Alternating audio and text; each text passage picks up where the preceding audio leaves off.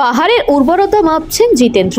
পোয়াংবাড়িতে ত্রিপুরা রাজ্য গণমুক্তি পরিষদের 13তম টাক্কা তুলসী অঞ্চল সম্মেলন। ত্রিপুরা রাজ্য গণমুক্তি পরিষদের 13তম টাক্কা তুলসী অঞ্চল সম্মেলন অনুষ্ঠিত হয় পোয়াংবাড়ি মনকরই ত্রিপুরা মঞ্চে। পতাকা উত্তোলনের মধ্য দিয়ে সম্মেলনের বাইরের কাজের সূচনা হয়। পতাকা উত্তোলন করেন সিপিআইএম পলিট ব্যুরোর সদস্য জিতেন্দ্র চৌধুরী। সম্মেলনের সমাপ্তি উপলক্ষে পোয়াংবাড়ি বাজারে এক জনসভার আয়োজন করা হয়।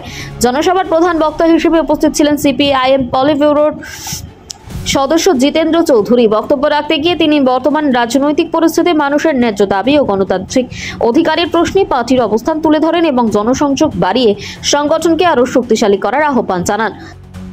আজকে এখানে গণমুক্তি পরিষদের অঞ্চল সম্মেলন হয়েছিল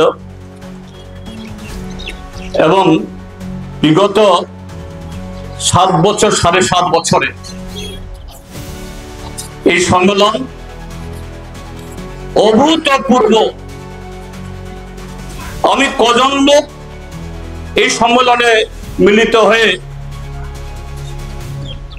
এই সম্মেলন সেরকম সফল হয়েছে আমি সেই নিরিখে বলছি না।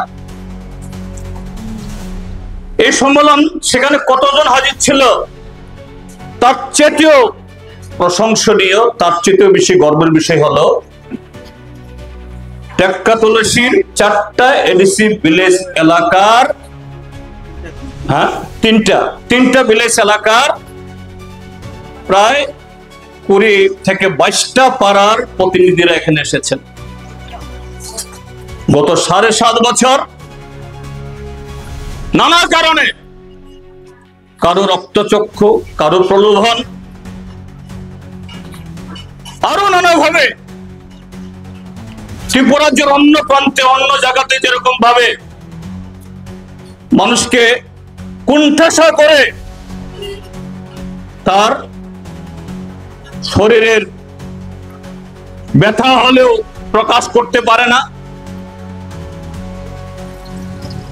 শরীরের অসুখ হলেও প্রকাশ করতে পারে না, খিদে পেলেও প্রকাশ করতে পারে না,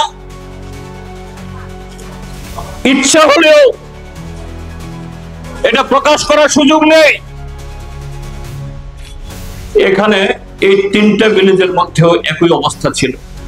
রিপোর্ট ইনটু বাংলা।